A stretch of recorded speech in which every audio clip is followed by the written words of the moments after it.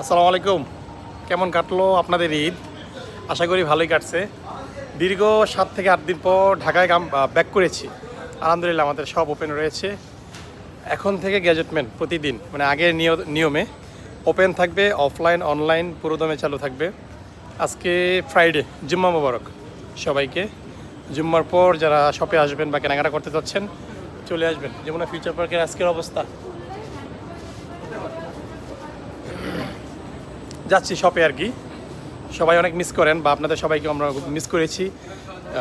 Recently shop থেকে তেমন video আপনারা দেখতে পান না, তো এখন থেকে আবার আমরা কামব্যাক করেছি। আপনাদের বিভিন্ন ধরনের প্রোডাক্ট আমাদের স্টকে কিন্তু অনেক ধরনের প্রোডাক্ট অ্যাভেলেবেল হয়েছে।